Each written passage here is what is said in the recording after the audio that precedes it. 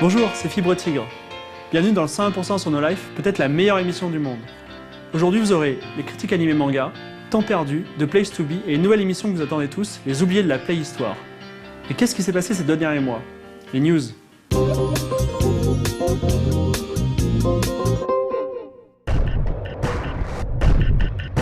Trip est un projet qui ne peut qu'interpeller. C'est une expérience artistique et vidéoludique proposée par l'artiste Axel Choc, le musicien Benjamin Meredith et codé par Adam Vieira.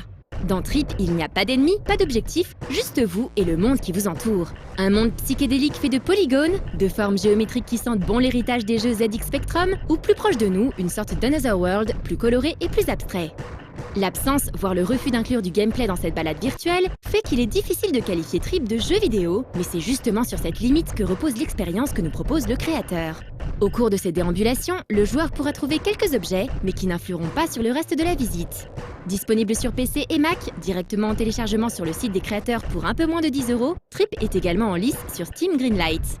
Le prochain projet d'Axel Choc, nommé Cat Attack, devrait être un visual novel avec une dimension action plus prononcée. Celui-ci devrait bientôt être l'objet d'une campagne Kickstarter.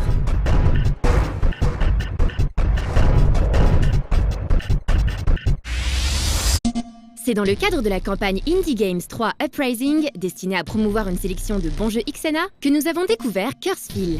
Cette opération de promo se déroule du 10 au 20 septembre et accueillera chaque jour, sauf le week-end, 9 jeux indépendants. Le premier étant Cursefeel. Développé par Hermit Games, qui possède à son actif 6 jeux, dont le très bon shoot'em up abstrait Live Home sur PC et XNA, Cursefeel reprend la formule de Blockade sortie dans les années 70. Elle fut popularisée à la fin des années 90 sur téléphone mobile sous le nom de Snake. On retrouve également l'influence de Pac-Man, le jeu étant enrobé d'un discours historico-geeko-mystique et d'un habillage rappelant la série Art Style de Nintendo des plus réussis.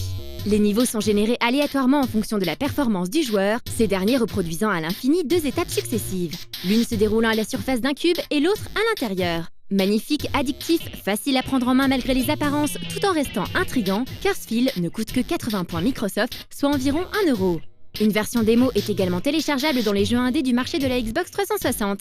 Pour plus d'infos sur les différents jeux proposés, on vous invite à consulter le site indiegames-uprising.com. C'est une nouvelle fois par le biais de l'émission Nintendo Direct, via laquelle le constructeur s'adresse directement aux consommateurs, que nous avons appris les détails de la sortie de la Wii U hier. Celle-ci sortira en Europe le 30 novembre prochain, les États-Unis ayant la primeur avec une sortie calée le 18 novembre. Les Japonais, eux, devront patienter jusqu'au 8 décembre. La console sera disponible sous plusieurs formes. Le Basic Pack, qui comprend une Wii U blanche, avec 8 Go de mémoire flash, un gamepad de même couleur, 2 blocs d'ALIM, un pour la console, l'autre pour le gamepad, ainsi qu'un câble HDMI, la console proposant des affichages 720p ou 1080p. Pas de Wiimote Plus en revanche. Si vous n'avez pas de Wii, il conviendra donc d'acquérir le pack d'accessoires additionnels, qui comprend une Wiimote Plus, un Nunchuk et une sensor bar, ou n'importe lequel de ces accessoires, séparément et dans différents coloris. Un nouveau Wii U Pro Controller, sans fil, se rechargeant via un port USB, sera également vendu à part, et on pourra en connecter jusqu'à 4 sur la console. Un Premium Pack sera aussi proposé le 30 novembre en France. Il propose la même chose que le Basic, mais en noir, la Wii U ayant alors une capacité de stockage de 32 Go et non plus de 8. Ce pack comprendra d'autres bonus comme l'ajout de 2 supports, l'un pour la console, l'autre pour le gamepad, une station de recharge pour le gamepad, une sensor bar et le jeu Nintendo Land. Sans oublier un accès au Nintendo Network Premium qui permet d'obtenir des points lors du téléchargement d'un jeu ou d'un DLC correspondant à 10% du prix d'achat. Une fois les 500 points atteints, soit 5 €, ces derniers pourront servir à acquérir du nouveau contenu jusqu'à la fin décembre 2014. Et si le Nintendo Network Premium n'est pas prêt le 30 novembre, vos points seront comptabilisés malgré tout et reversés plus tard une fois le service opérationnel. Nintendo a aussi révélé d'autres détails importants sur la Wii U. Comme les manettes Wii Motion Plus et le Wii Balance Board sont compatibles Wii U, les jeux de la Wii le seront également, la plupart en tout cas. Et vous pourrez transférer tous les titres téléchargés sur la Wii vers la Wii U. En se basant sur les prix américains et les précommandes des distributeurs français, le Basic Pack sera vendu aux alentours de 300 € et le Premium Pack autour de 350 €. À titre de comparaison, la Xbox 360 Premium 20 Go, sortie en décembre 2005, était vendue 400 € sans jeu ni sortie HDMI. La PS3, elle, est sortie en mars 2007 en version 60 Go à 600 €, sans jeu également et sans câble HDMI non plus. En France, Ubisoft a annoncé la sortie d'un Premium Pack Zombie U qui inclura le jeu, la Wii U 32 Go et un Wii U Pro Controller noir. Le jour du lancement, 7 jeux seront disponibles. Nintendo Land, New Super Mario Bros. U, FIFA 13, Mass Effect 3 édition spéciale, Call of Duty Black Ops 2, Rayman Legends et enfin Zombie U. Outre ces jeux boîtes édités par Nintendo et les 3 plus gros éditeurs mondiaux, Electronic Arts, Activision et Ubisoft, on pourra également télécharger 3 titres. Train 2, Director's Cut, Tokitori 2, ainsi que Nano Assault Neo. Parmi les grosses annonces de ce Nintendo Direct, on notera la sortie prochaine d'un Bayonetta 2, exclusif à la Wii U, soit un second titre Platinum Games avec The Wonderful 101, que l'on connaissait jusque-là sous le nom de Project P100. Capcom a également révélé que Monster Hunter 3 Ultimate sortira en mars 2013 à la fois sur Wii U et 3DS, les deux versions partageant la même sauvegarde. Il sera possible de poursuivre sur 3DS une partie commencée sur Wii U et vice-versa. Outre les 10 jeux disponibles au lancement, 25 autres titres Wii U devraient sortir d'ici mars 2013. Nous reviendrons bien sûr de manière plus développée sur ces différents titres dans de prochaines news, que ce soit dans le cadre de 101%, classé 18+, ou XP.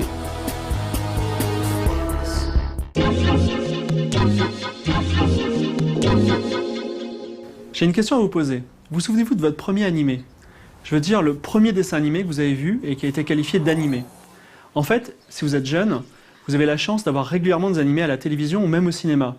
Mais pour ceux qui ont 30 ans et qui regardent cette émission, il y a eu un moment, cet instant magique, pour certains Akira en 1991 au cinéma, pour d'autres un Ghibli non traduit sur un drap tendu avec un lecteur LD. Pour moi, c'était en 1994 au Cartoonist à Toulon. Pour situer le contexte, en 1994, dans certaines FNAC, pas toutes, il n'y a que 2 mangas parus, Dragon Ball et Ranma 1/2. L'univers aujourd'hui assez familier des mangas et de l'animé était à l'époque peu connu. Donc je sors du collège, sac sur le dos, je vais au Cartoonist. Je m'assieds dans la salle de projection et le noir se fait. Et là, traduit en direct par un intervenant qui faisait toutes les voix, les chroniques de la guerre de Lodos. C'était magique. Retrouvons maintenant la rubrique animé manga du 101%.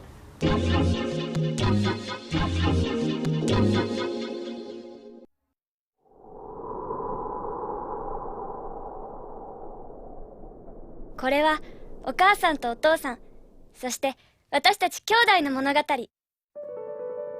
Après la traversée du temps et Summer Wars, Les Enfants Loups, Ame et Yuki est le nouveau film de Hosoda Mamoru, sorti en salle le mercredi 29 août. Il a connu immédiatement un beau succès critique et public, avec plus de 27 000 entrées pour ses 49 copies durant ses 5 premiers jours en salle. Le réalisateur était en France pour une avant-première mondiale de son film le 25 juin 2012. アニメーション監督の細田守と申します。今「狼子供の雨と雪」のワールドプレミアがパリにあったので、今パリにお邪魔しています。どうぞよろしくお願いします。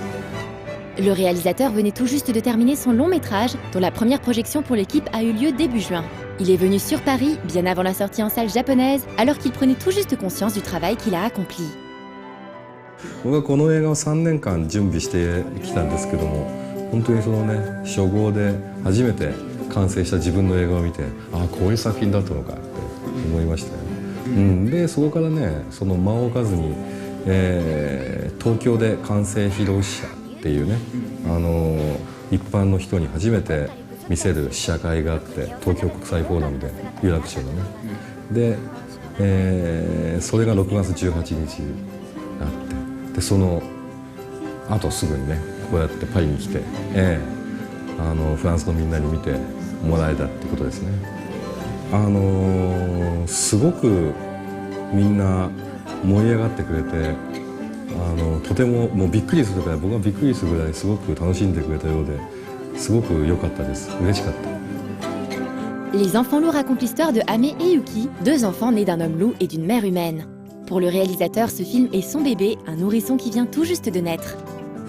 確かにおっしゃる通り、本当にねそういう感じだったんですよ。特に今回の映画っていうのが子育てものじゃないですか。だからなんだろう、こう映画を作ってる時もね、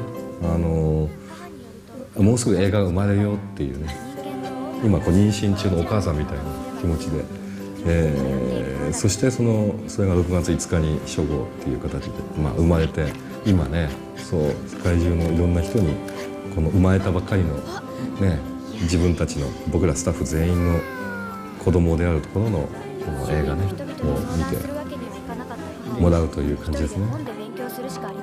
この映画の主人公はね花っていうお母さんなんですけども、やはりもちろんその主人公の花に対して思い入れがありますね。そしてこの子供2人のねどちらがっていうのはもう本当にもう2人ともとっても可愛いんでね、もうね比べられないですね。でも自分の子供の頃を思い返すとどちらかといえば雨側だったかなという気もしますけども、近所付き合いしない人かと思ってた。 Hana est une jeune femme courageuse qui va élever les 2 enfants qu'elle a eus après sa rencontre avec un mystérieux homme-loup. 彼はほらだって人狼、つまりその人間と狼の愛の子だし、それで最初から何ですか、こう人間の世界で生きているからちゃんとあれですよ、出生届も出しているし、そして名前もついてる。だから免許証も買える、住民票もある、戸籍謄本もあるみたいな。だから仮の名前じゃないですね。ちゃんと名前が本当にある。ただしそれを僕らは彼の名前を知る必要がないと。そのなんていうのかな、こうなんかね、やっぱり彼っていうのは何か名前をつけると何か僕は違うような気がするんですね。例えば花が主人公だったらその花にとっての彼は唯一じゃないですか、世界唯一。でもそれを映画を見てる人みんながすごく世界で唯一愛してる人がいるとして、その人に重ねてほしいと思ってあえて名前をつけてないんです。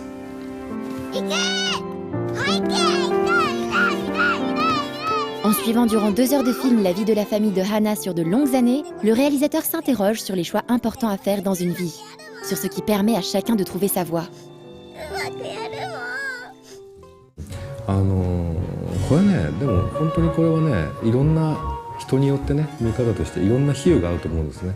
必ずしもこう、文明と自然っていうことだけじゃなくて、みんなほら生きていく中でいろんな選択肢に直面するじゃないですか。こうどちらを選ぶか、どちらの道を選ぶかっていうの。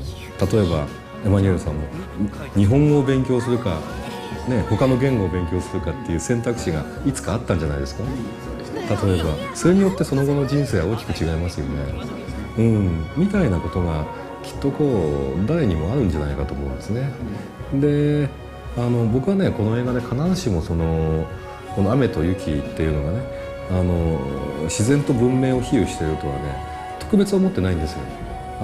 みんなこうその人生の中でこう選択肢があって、例えば恋人がいてその恋人と結婚するかしないかっていうふうなことも選択肢の一つかもしれないし、例えばその親元から自分のねお父さんお母さんと一緒に住んでる場所から離れるか、それとも一緒にねずっと暮らしていくかっていうのも選択だしね、すごくたくさんの選択がありますよね。でその選択の一つ一つによってもう本当にもう全然人生が変わってくる。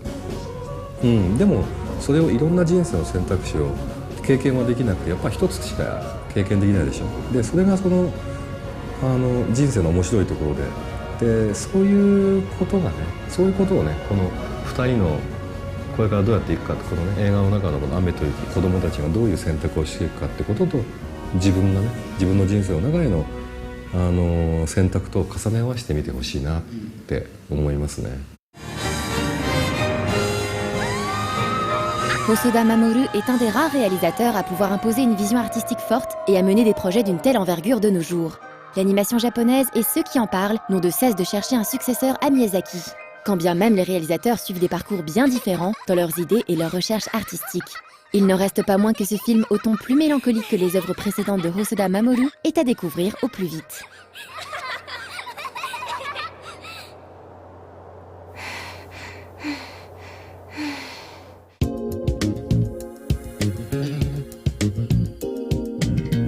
Pour cette nouvelle saison, la rédaction Anime Manga de No Life vous a préparé une petite nouveauté. Chaque mois, un bref passage en revue des dernières sorties manga. Et ceci en plus des critiques manga habituelles, bien sûr.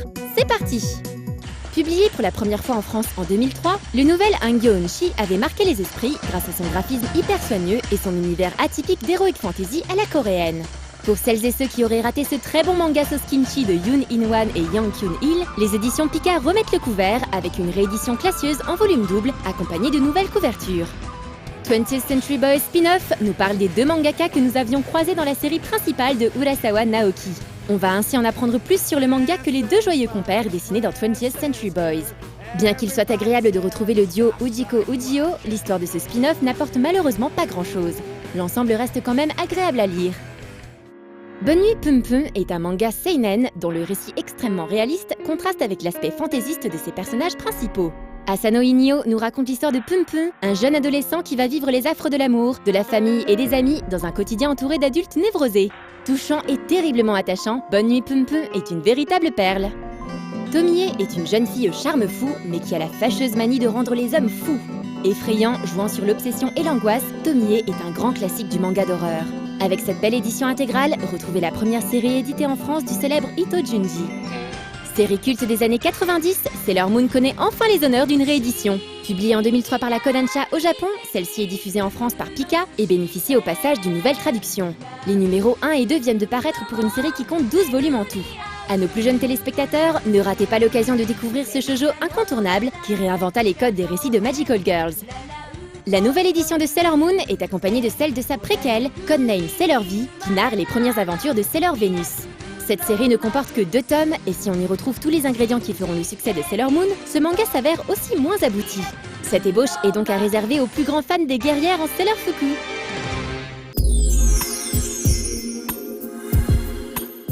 Ce n'est pas la première fois qu'un film de Hosoda sort en salle chez nous, mais c'est la première fois qu'il a autant de succès. On a de la chance de pouvoir le voir au ciné en France, c'est le seul pays à part le Japon où on peut le voir en salle, alors ne ratez pas ça. J'ai une autre question à vous poser. Pourquoi jouez-vous aux jeux vidéo ? C'est vraiment très étrange. Toute la journée, que l'on soit à l'école ou au travail, on doit subir des épreuves, on a des tâches répétitives, on doit réfléchir, on doit agir, et quand on rentre chez soi, qu'est-ce qu'on fait ? On joue aux jeux vidéo. Et dans ces jeux, nous avons des tâches répétitives, nous devons agir et nous devons réfléchir. Et en plus, dans les jeux vidéo, les récompenses sont plus faibles, parce que si vous travaillez, vous touchez un salaire. Et pourtant, les gens jouent. Et pourtant, les jeux vidéo sont la plus grande économie de loisirs au monde, dépassant le cinéma. On ne sait pas vraiment pourquoi les gens jouent aux jeux vidéo, c'est une question qui n'a pas de réponse. Mais cela posé permet aux concepteurs de faire de meilleurs jeux. Sinon, les jeux vidéo sont aussi un moyen de faire passer plus vite les heures de bureau. Démonstration avec temps perdu tout de suite. Bonjour, vous avez eu la bonne idée de ne pas partir en vacances pour ne pas dépenser vos sous. Trop malin. Et voici enfin la rentrée avec son lot habituel de bonnes nouvelles, comme plus cher les impôts, plus cher l'essence, plus cher les légumes, plus cher à peu près tout. Cool, non ? Mais alors que faire durant vos heures supplémentaires ? Bienvenue au temps perdu. Les vacances, c'est bien. Enfin, surtout pour ceux qui peuvent en prendre, des vacances. Chaque année, le retour des vacances, ça me provoque toujours le même scroufougnou cérébral. Bah oui, parler de retour de vacances alors qu'on n'est pas parti, c'est une gymnastique à laquelle nos neurones sont rarement habitués.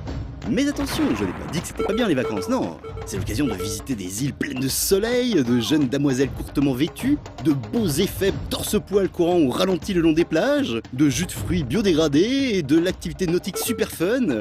C'est aussi l'occasion de jouer avec ses amis à des sports trop cool comme le frisbee, la pétanque ou la baballe, ou alors même quand nos amis sont trop cool, on peut jouer au tir au pigeon. Je vous rappelle les règles, vous trouvez un ami pas trop fut-fut, vous lui dites d'aller vous chercher un hot dog ou n'importe quoi d'autre qui soit bien gras, et vous lui tirez dessus, comme ça, juste pour le plaisir de se faire un pigeon.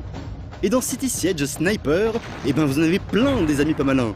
À vous donc de vous défouler dans un jeu de sniper trop cool et pour une fois pas trop sanglant. Après, comme les beaux effets me suscitent, vous pouvez courir. Sauf que si vous avez la même ceinture abdominale que la mienne, vous ne courrez pas bien longtemps. De toute façon, courir, c'est pour les ploucs. Enfin, quand on pèse mon poids, c'est ce qu'on se dit. Du coup, moi je dis qu'il faudrait interdire aux gens de courir. Non seulement parce que ça vexe ceux qui ne le peuvent pas, mais aussi et surtout parce que ça plaît à votre douce moitié. Si personne ne courait, peut-être que les bus, ils nous attendraient, qui sait. Et puis si on ne courait plus, peut-être bien qu'on marcherait plus. Va savoir. C'est pourquoi je vous conseille d'aller jouer et perdre à Please Stop Running, parce que voilà un beau concept qui n'en est bien. Dans le futur, c'est interdit de courir, et que même si vous courez, on vous tire dessus. Cool, non ?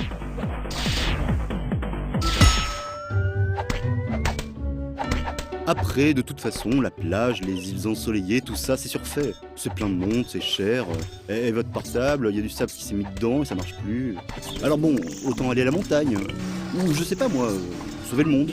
Ça, c'est une activité intéressante pendant les vacances de sauver le monde. Au moins, ça sert à quelque chose. Et puis ça occupe, attention. Faut pas croire que ça se fait comme ça en 2 coups de cuillère à tartinette. Non, faut faire des petits qui deviendront grands et qui du coup vous protégeront en se collant des totems. Et les totems, faut les upgrader. Et puis après, les totems, ils tirent sur les méchants et ainsi de suite.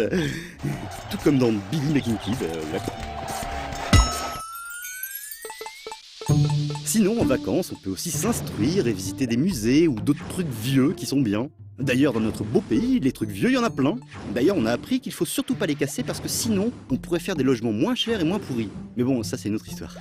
Et des trucs vieux, bah, il y en a aussi en Angleterre. Même que là-bas, ils ont aussi de vieilles histoires ou des old stories. La table ronde, Arthur, tout ça, bah oui, c'est vieux au départ. Lancelot, d'ailleurs, il est tellement vieux qu'on y a enlevé une lettre à son prénom. Normalement, c'était Lancelost. À moins que ce ne soit qu'un jeu de mots pour trouver un titre au super jeu dont vous voyez les images, là. Ici, vous êtes donc Lancelost et vous devez récupérer votre lance parce que c'est vous qui avez la plus grande. Et après, accessoirement, vous pouvez devenir le chef du royaume et ça, bah, on a beau dire, c'est quand même la classe. Alors du coup, il y a des magiciens qui vous aident à sauter plus haut, à vous protéger et tout, et puis bah voilà, c'est bien quoi. Et puis aussi, comme vous vous y attendiez, bah, c'est bien parce qu'on y passe du temps. Ce qui, vous n'allez pas le croire, tombe plutôt bien, car même si vous revenez de vacances, il ne faudrait quand même ne pas oublier que, pour gagner plus, jouer plus.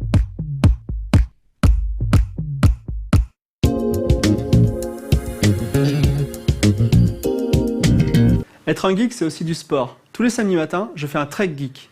Je commence par le triangle d'or du jeu de rôle, l'œuf cube à Jussieu, Star Player rue Lagrange et Descartes rue des Écoles.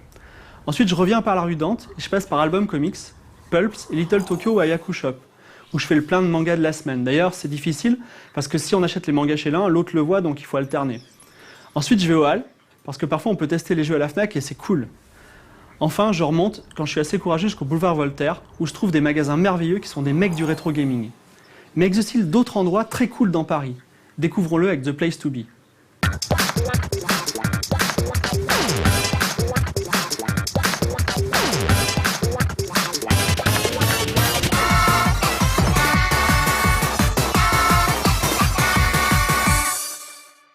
Salut, ça va? Bienvenue dans The Place to Be. Tu veux ta dose bimensuelle de salons, d'events et de bons plans de jeunes qui sont dans l'ambiance? Alors non, ça va être chaud, ça va même pas être possible en fait.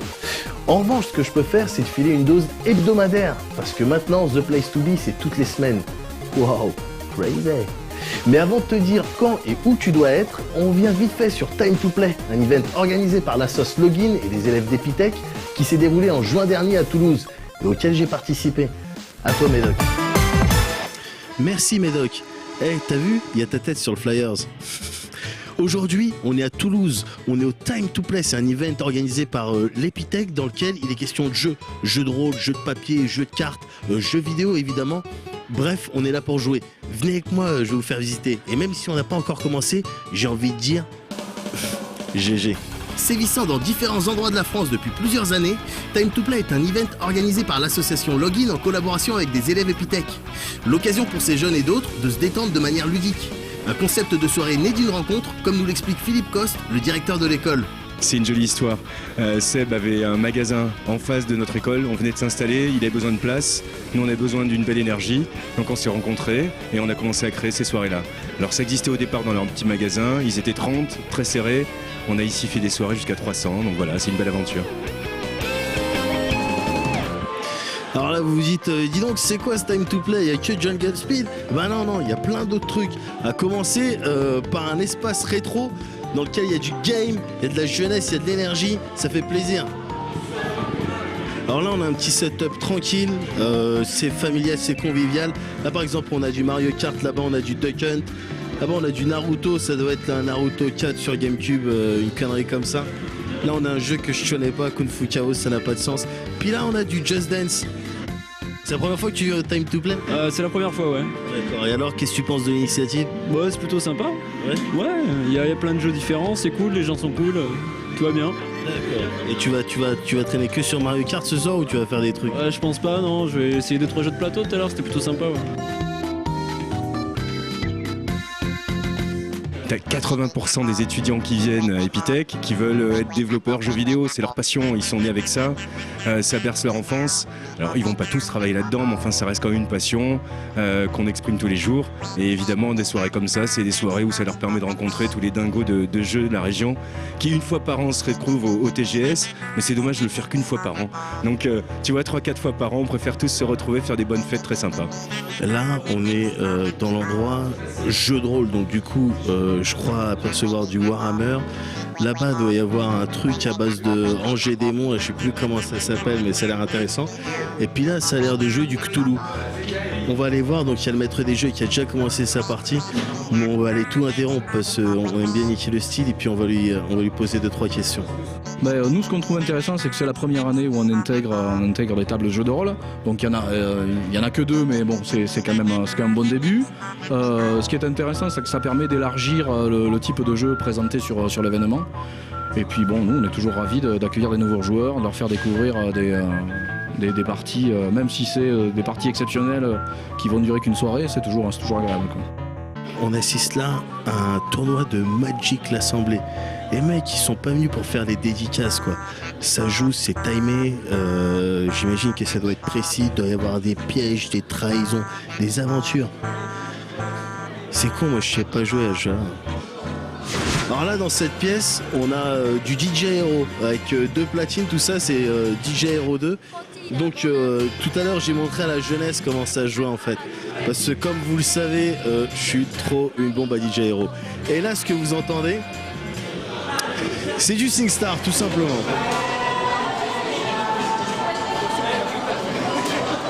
La jeunesse qui chante, c'est beau, donc c'est bien, ça fait plaisir. Et en plus, là-bas, il y a à manger. Donc a priori, on est bien. C'est important parce qu'on est dans la vibe. Les étudiants, c'est eux qui vont faire les jeux de demain. C'est eux qui sont demandeurs. Moi, je fais que ce que me demandent mes étudiants. Tant qu'ils sont motivés, c'est la belle vie et ça fait une belle école. Et ça fait surtout plaisir. On espère donc que ce genre d'initiative se multipliera à l'avenir. Ok, je vous ai montré rapidement ce qu'il y avait au sein de ce Time to Play. Maintenant, il est l'heure pour Mathilde et moi de jouer en fait. C'est exactement ce qu'on va faire. On va jouer, on va défoncer tout le monde. Qu'est-ce qu'il y a ? Merci Médoc pour ta présence et ta disponibilité. Le 15 septembre prochain, les jeunes nancéens pourront aller se faire plaisir à domicile avec la 3e édition de Japan Time. L'entrée est de 5 €, ça se déroule de 20h à 2h du mat et on pourra y faire du karaoké, du jeu vidéo, du cosplay ou encore prendre un drink autour de discussions profondes à base de... moi je pense qu'à l'heure actuelle, Luffy est beaucoup plus fort que Naruto, tu vois. Mais effectivement, il y a 2 écoles. Toujours le même week-end, vous avez le Paris Manga and Sci-Fi Show avec des acteurs américains, du jeu vidéo, des artistes dans tous les sens, bref, des trucs qui vous intéressent. Paris Manga, c'est le salon des passionnés de manga qui aiment les mangas. Et c'est le 15 et 16 septembre, et ça se déroule à Paris. Et là vous me dites, merci Capitaine Évidence. Le 15 septembre prochain commencera officiellement le concours de développement amateur de jeux vidéo Gamaniac, organisé dans le cadre du Toulouse Game Show en collaboration avec Epitech. Décidément, il faut croire que ces 2 collectifs s'apprécient. Dans les grandes lignes, il s'agit de développer un jeu, pas une production AAA, un petit jeu vite fait, mais avec tout de même un thème imposé. Et cette année, c'est le thème du virus qui a été choisi. Donc si vous et vos potes avez des skills en conception de jeu, n'hésitez pas à participer à ce concours. Il y a des trucs à gagner qui valent vraiment le coup, genre un drone et tout, un truc de fou. Voilà, c'est tout pour ce numéro. Encore une fois, si vous avez des plans ou si vous voulez qu'on parle d'une de vos initiatives, n'hésitez pas à en faire part sur le forum ou à m'envoyer directement les infos qui vont bien. On se retrouve la semaine prochaine donc, et en attendant, restez frais, restez purs, restez frures en fait.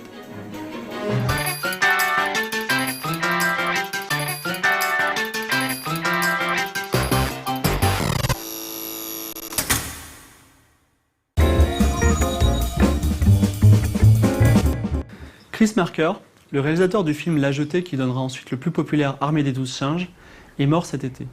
Il était un joueur de Pac-Man. Il voyait en Pac-Man un symbole mélancolique de notre condition humaine. Quelle que soit votre ardeur à combattre, à la fin, on meurt. Pac-Man est un fondement historique du monde des jeux vidéo. Aujourd'hui, dans une toute nouvelle émission que vous offre No Life, appelée Les Oubliés de la Playhistoire, nous redécouvrons un de ses heureux fils spirituels.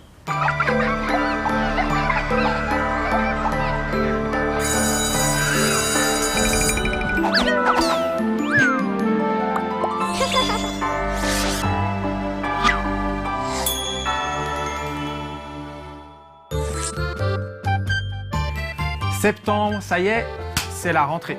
J'imagine que vous êtes tous très heureux de retrouver les bancs de l'école et de me revoir, n'est-ce pas? Allez, faites pas cette tête-là, voyons, l'école, c'est pour votre bien. Si vous voulez devenir un jour de bonne console, vous devez étudier la Playhistoire comme vos parents et vos grands-parents. Bon, ce n'est pas tout ça, mais pendant les vacances, je vous avais demandé de me faire un petit devoir. Ça concernait une catégorie de jeux que les Japonais appellent les Dot-Eat Games. Vous savez, ces logiciels dans lesquels vous devez manger tous les amas de pixels et engranger le plus grand nombre de points pour passer au niveau suivant. Dans les pays anglophones, ces jeux sont plutôt appelés des Maze Chase Games. Ouais, des jeux de labyrinthe. Et dans vos copies, vous m'avez tous parlé de Pac-Man, le principal représentant du genre. Ok, certes, c'est un bon début, mais vous ne vous êtes pas foulé pour le coup. Parce qu'au début des années 1980, les grands hits à surfer sur le phénomène Pac-Man étaient légion. Prenez par exemple Lock and Chase ou encore Rally X. Dans ces deux titres de Détailliste et de Namco, vous deviez aussi nettoyer l'écran de tous les gros pixels. D'ailleurs, je ne comprends pas pourquoi on rangeait ça dans la catégorie jeux de labyrinthe. Moi, perso, vu qu'il faut tout nettoyer, je rappelais ça des jeux d'aspirateur. Bon, quoi qu'il en soit, mes chers enfants, aujourd'hui, nous allons parler d'un jeu injustement oublié des livres d'histoire et qui, pourtant, mériterait bien d'y figurer tant il est sympa à jouer. Il s'agit de Ladybug de l'éditeur japonais Universal Entertainment. Dans ce titre sorti en 1981, c'est-à-dire un an seulement après Pac-Man, vous contrôlez une Ladybug, une coccinelle donc. Et votre but est de manger les pixels dispersés à l'intérieur d'un labyrinthe. Dit comme ça ne diffère pas vraiment de Pac-Man et des dizaines de clones qui ont honteusement repompé son concept sans jamais essayer d'innover. Ladybug, lui, va tenter d'améliorer de façon particulièrement ingénieuse le gameplay et de relancer son intérêt. En effet, cette fois, votre coccinelle a la possibilité de modifier l'organisation du tableau. Pour cela, vous pouvez carrément faire pivoter les parois. Oui les enfants, je vois que vous avez les mains levées, vous avez une question. À quoi ça sert de changer l'apparence des labyrinthes? Très bonne question ma chère PS3, on voit que t'en as dans la caboche. En fait, l'autre nouveauté par rapport à Pac-Man, c'est que votre bête à bon Dieu n'a pas de power-up lui permettant de se rebeller contre ses opposants. Autrement dit, vous êtes totalement inoffensive et votre seule arme sera votre ruse.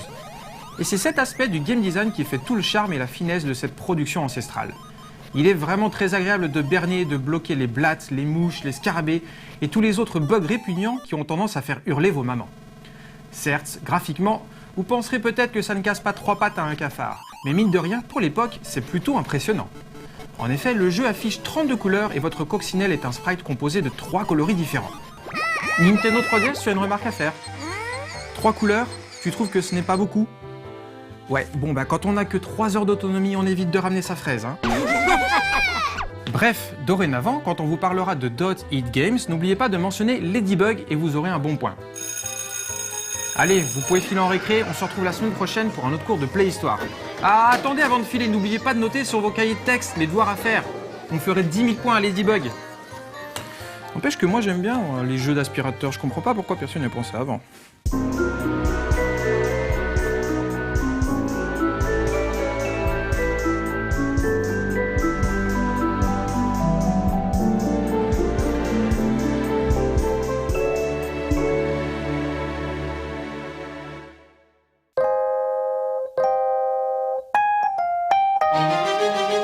Voici venu hélas le moment de la douce tristesse des adieux. Passez une très bonne soirée. Bonsoir, c'était Fibre Tigre.